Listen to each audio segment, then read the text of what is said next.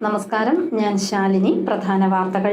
സ്വയം പുകഴ്ത്തൽ റിപ്പോർട്ട് ഇറക്കി സംസ്ഥാന സർക്കാർ ജനങ്ങളെ കബളിപ്പിക്കാൻ ശ്രമിക്കുന്നതായി പ്രതിപക്ഷ നേതാവ് വി.ഡി. സതീശൻ. സർക്കാരിന്റെ അവകാശവാദങ്ങൾ ഹൈവേ വീഴുന്നത് പോലെ പൊളിയുന്നു. കേന്ദ്രാനുമതി ലഭിച്ചാലും കെ-റെയിൽ കേരളത്തിൽ നടപ്പാക്കാൻ അനുവദിക്കില്ലെന്നും വി.ഡി. സതീശൻ. അതിതീവ്ര മഴയ്ക്ക് സാധ്യത. കോട്ടയം ജില്ലയിൽ മെയ് 26-ന് റെഡ് അലർട്ട്. ജനങ്ങൾ ജാഗ്രത പാലിക്കണമെന്ന് ജില്ലാ കളക്ടർ. ചേർപ്പുങ്കൽ ജംഗ്ഷനിൽ മിനി ലോറികൾ കൂട്ടിയിടിച്ച് അപകടം. ഒരു വാഹനം റോഡിൽ മറിഞ്ഞു, ആർക്കും പരിക്കില്ല. കോട്ടയത്തെ കർഷക സമ്മേളനത്തിൽ നിന്നും കർദിനാൾ ജോർജ് ആലഞ്ചേരി വിട്ടുനിന്നു. കാരണമായത് രാഷ്ട്രീയ പാർട്ടി പ്രഖ്യാപനം ഉണ്ടാകുമെന്ന വാർത്ത പുറത്തുവന്നതോടെ മാധ്യമങ്ങൾ തെറ്റായ വാർത്ത നൽകിയെന്ന് ജോർജ് മാത്യു. വാർത്തകൾ വിശദമായി. സംസ്ഥാന സർക്കാരിന്റെ 4ാം വാർഷികത്തോടനുബന്ധിച്ച് സ്വയം പുകഴ്ത്തൽ പ്രോഗ്രസ് റിപ്പോർട്ട് ഇറക്കി ജനങ്ങളെ കബളിപ്പിക്കാമെന്ന് കരുതേണ്ടെന്ന് പ്രതിപക്ഷ നേതാവ് വി.ഡി. സതീശൻ. കോട്ടയം പ്രസ് ക്ലബ്ബിൽ സംഘടിപ്പിച്ച മീറ്റ് ദ പ്രസിൽ സംസാരിക്കുകയായിരുന്നു വി.ഡി. സതീശൻ. സംസ്ഥാന സർക്കാരിന്റെ 4ാം വാർഷികത്തിൽ പുറത്തിറക്കിയ പ്രോഗ്രസ് റിപ്പോർട്ട് ജനങ്ങളെ കബളിപ്പിക്കാൻ ലക്ഷ്യം വെച്ചതാണെന്ന് പ്രതിപക്ഷ നേതാവ് വി.ഡി. സതീശൻ. ഹൈവേ വീഴുന്നത് പോലെയാണ് സർക്കാരിന്റെ അവകാശവാദങ്ങളും പൊളിഞ്ഞു വീഴുന്നതെന്ന് വി.ഡി. സതീശൻ പറയുന്നു. തങ്ങളുടേതാണ് ദേശീയപാത എന്ന് അവകാശപ്പെട്ടവർ ദേശീയപാതയിൽ 100-ലധികം സ്ഥലങ്ങളിൽ വിള്ളൽ കണ്ടെത്തിയതോടെ അവകാശവാദങ്ങളിൽ നിന്നും പിന്മാറിയെന്നും വി.ഡി. സതീശൻ പരിഹസിച്ചു. ഈ ഹൈവേ തകർന്നു വീഴുന്നതിന് മുമ്പ് ഈ റിപ്പോർട്ട് തയ്യാറാക്കിയതുകൊണ്ട് റിപ്പോർട്ടിലെ ഏറ്റവും പ്രധാനപ്പെട്ട അവകാശവാദം നാഷണൽ ഹൈവേ നടത്തുന്നത്. അതിനിടയിൽ മുഖ്യമന്ത്രി തന്നെ പറഞ്ഞു, ആ മുതൽ ക്ഷ വരെയുള്ള മുഴുവൻ കാര്യങ്ങളും കേന്ദ്ര ഗവൺമെന്റാണ്, സ്റ്റേറ്റ് ഗവൺമെന്റ് ഒരു പങ്കില്ലാന്ന് 100 സ്ഥലത്തായി ഇപ്പൊ വിള്ളൽ വീഴുന്നു. അത് പറഞ്ഞുകൊണ്ടുകൂടി യഥാർത്ഥത്തിൽ ഒലിച്ചു പോകുന്ന പണിതുയർത്തിയ നിർമ്മിതികൾ തകർന്നു വീഴുന്നത് പോലെ കാലിന്റെ അടിയിൽ നിന്നും മണ്ണ് ചോർന്നുകൊണ്ടിരിക്കുമ്പോൾ ഈ സർക്കാർ കെട്ടിപ്പൊക്കിയ വ്യാജ അവകാശവാദങ്ങൾ എല്ലാം നിലംപതിച്ചുകൊണ്ടിരിക്കുകയും ചെയ്യും. ഹൈവേ വീഴുന്നത് പോലെയാണ് സർക്കാരിന്റെ അവകാശവാദങ്ങൾ പൊളിഞ്ഞുകൊണ്ടിരിക്കുന്നത്. യഥാർത്ഥത്തിൽ ഉമ്മൻചാണ്ടി സർക്കാർ കൊണ്ടുവന്ന നിരവധി പദ്ധതികൾ സംസ്ഥാന സർക്കാർ ഇല്ലാതാക്കി.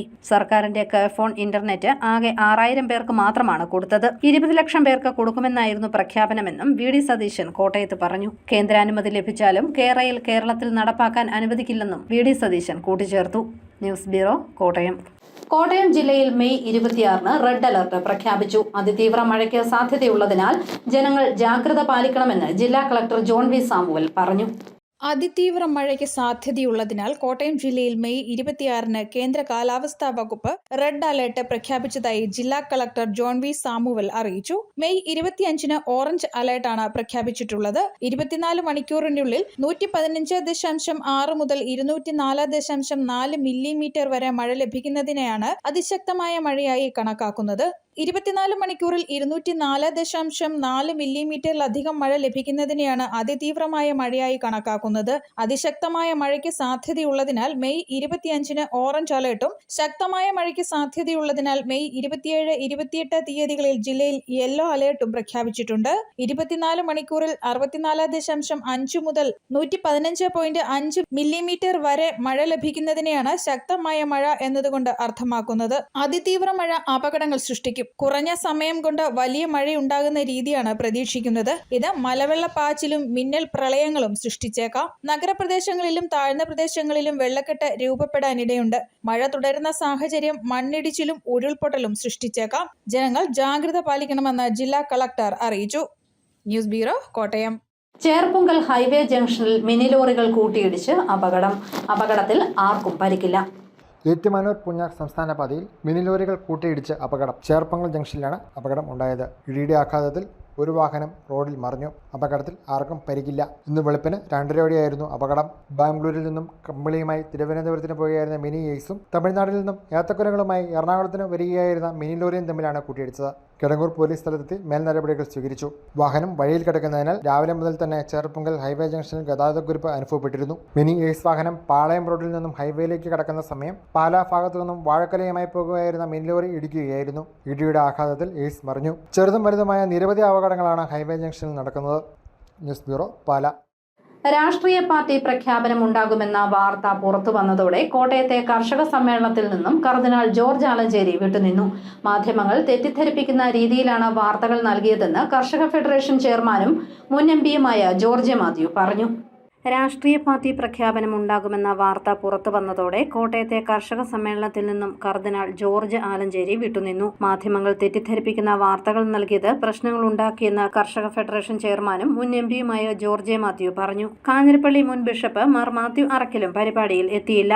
രാഷ്ട്രീയ പാർട്ടി രൂപീകരണത്തിലൂടെ കർഷകരുടെ പ്രശ്നങ്ങൾ പരിഹരിക്കുക എന്ന ലക്ഷ്യത്തിലാണ് സമ്മേളനം വിളിച്ചു ചേർത്തത്. കേരള കോൺഗ്രസിന്റെ മുൻ ചെയർമാൻമാരായ ജോർജ് എ. മാത്യുവും PM മാത്യുവിന്റെയും നേതൃത്വത്തിൽ പുതിയ രാഷ്ട്രീയ പാർട്ടി പ്രഖ്യാപിക്കുമെന്നായിരുന്നു പുറത്തുവന്ന വാർത്തകൾ. എന്നാൽ ഈ വാർത്ത കർഷക ഫെഡറേഷനെ കുഴപ്പത്തിലാക്കി. BJPയുമായി ചേർന്ന് നിൽക്കുന്ന പാർട്ടിയാകുമെന്ന സൂചനകൾ വന്നതോടെ സമ്മേളനത്തിൽ നിന്നും കർദിനാൾ ജോർജ് ആലഞ്ചേരി വിട്ടുനിന്നു. വാർത്തകൾ തിരിച്ചടിയായെന്ന് വേദിയിൽ പ്രസംഗിച്ച PM മാത്യുവും ജോർജ് എ. മാത്യുവും തുറന്നു പറഞ്ഞു.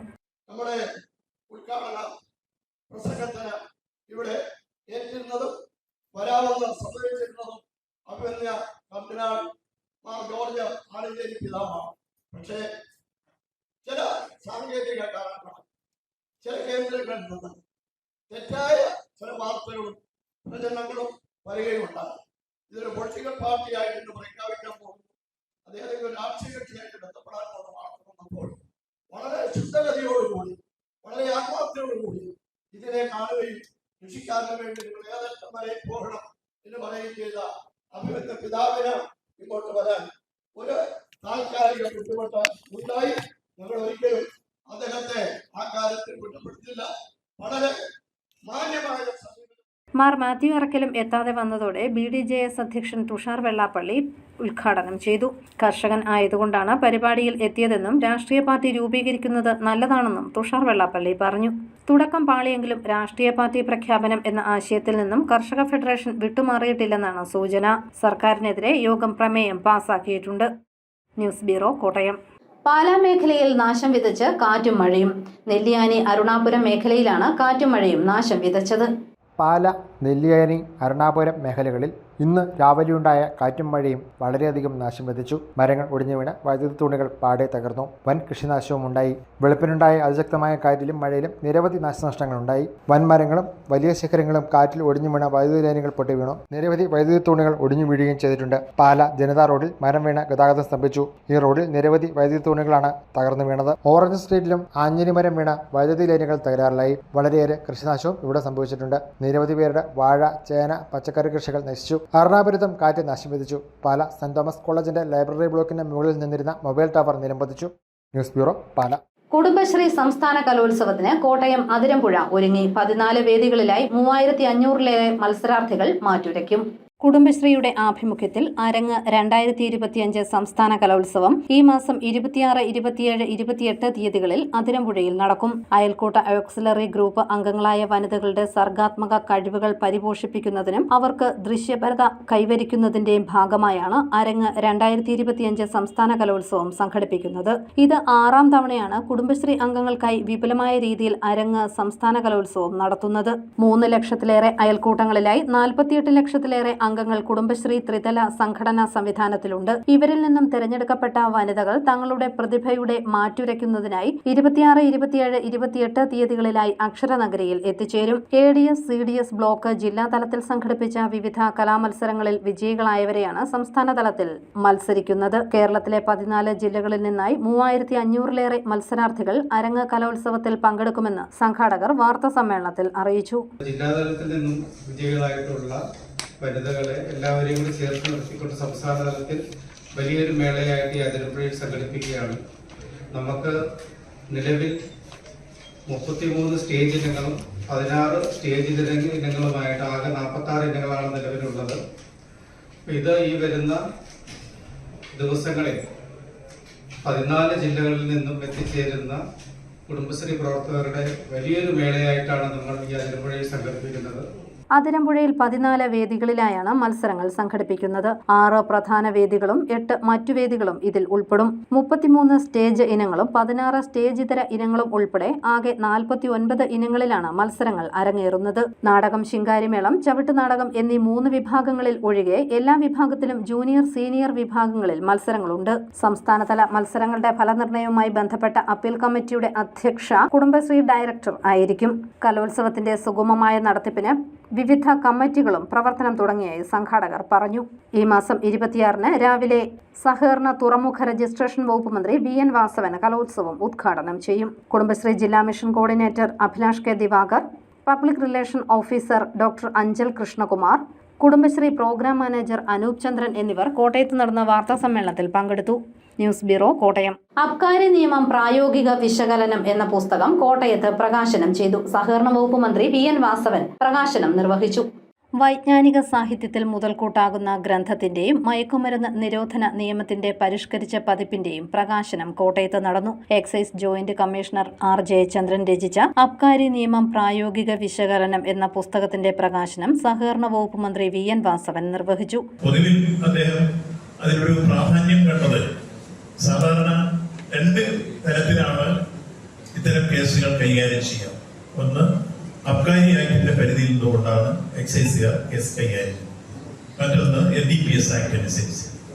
ഈ രണ്ട് ആക്ടുകളും വെച്ചുകൊണ്ടുള്ള കേസുകൾ കൈകാര്യം ചെയ്യുമ്പോൾ അതിൽ ഏതൊരു ഉദ്യോഗസ്ഥനും അതിൽ ശ്രദ്ധിക്കപ്പെടേണ്ടതായ പ്രശ്നവും ആ നിയമം അപ്ലൈ ചെയ്ത് എങ്ങനെ ഇത് പ്രയോഗതലത്തിലേക്ക് കൊണ്ടുവരാമെന്നുള്ളതിന്റെ ക്രിയാത്മക നിർദ്ദേശവും കൂടി ഉൾക്കൊള്ളുന്നതാണ് അദ്ദേഹത്തിന്റെ ആ രചനാ വൈഭവത്തിലെ ശ്രദ്ധേയമായ ഭാഗം എന്നെടുത്ത് സൂചിപ്പിക്കട്ടെ. ഹൈക്കോടതി ജഡ്ജി ജസ്റ്റിസ് S. മനു മുഖ്യാതിഥിയായി പങ്കെടുത്തു. ഒപ്പം മയക്കുമരുന്ന് നിരോധന നിയമത്തിന്റെ പരിഷ്കരിച്ച പതിപ്പിന്റെ പ്രകാശനവും നിർവഹിച്ചു. Rishiraj Singh IPS, Abi N. Joseph, OP Mohan തുടങ്ങിയവർ പങ്കെടുത്തു. News bureau, Kottayam. പാലാക്കാരുടെ സുഖയാത്രയുടെ കാലം കഴിയുന്നു. പാലായിൽ നിന്നും കൂടുതൽ KSRTC ബസ്സുകൾ മറ്റ് ഡിപ്പോകളിലേക്ക് മാറ്റി. നിരവധി സർവീസുകൾ ഇല്ലാതെയായി.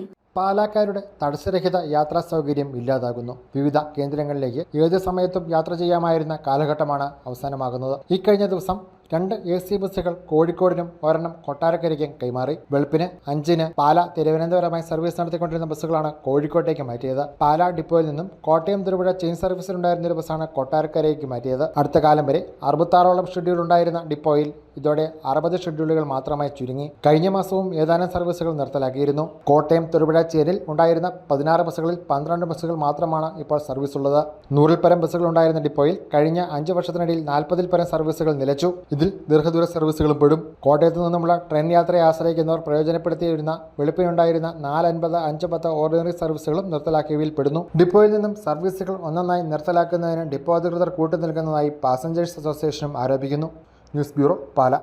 പ്രധാന വാർത്തകൾ ഒരിക്കൽ കൂടി. സ്വയം പുകഴ്ത്തൽ റിപ്പോർട്ട് ഇറക്കി സംസ്ഥാന സർക്കാർ ജനങ്ങളെ കബളിപ്പിക്കാൻ ശ്രമിക്കുന്നതായി പ്രതിപക്ഷ നേതാവ് VD സതീശൻ. സർക്കാരിന്റെ അവകാശവാദങ്ങൾ ഹൈവേ വീഴുന്നത് പോലെ പൊളിയുന്നു. കേന്ദ്രാനുമതി ലഭിച്ചാലും റെയിൽ കേരളത്തിൽ നടപ്പാക്കാൻ അനുവദിക്കില്ലെന്നും VD സതീശൻ. അതിതീവ്ര മഴയ്ക്ക് സാധ്യത. കോട്ടയം ജില്ലയിൽ മെയ് 26-ന് റെഡ് അലർട്ട്. ജനങ്ങൾ ജാഗ്രത പാലിക്കണമെന്ന് ജില്ലാ കളക്ടർ. ചേർപ്പുങ്കൽ ജംഗ്ഷനിൽ മിനി ലോറികൾ കൂട്ടിയിടിച്ച് അപകടം. ഒരു വാഹനം റോഡിൽ മറിഞ്ഞു, ആർക്കും പരിക്കില്ല. കോട്ടയത്തെ കർഷക സമ്മേളനത്തിൽ നിന്നും കർദിനാൾ ജോർജ് ആലഞ്ചേരി വിട്ടുനിന്നു. കാരണമായത് രാഷ്ട്രീയ പാർട്ടി പ്രഖ്യാപനം ഉണ്ടാകുമെന്ന വാർത്ത പുറത്തു വന്നതോടെ മാധ്യമങ്ങൾ തെറ്റായ വാർത്ത നൽകിയെന്ന് ജോർജ് മാത്യു. ഈ ബുള്ളറ്റിൻ പൂർണ്ണമാകുന്നു. നമസ്കാരം.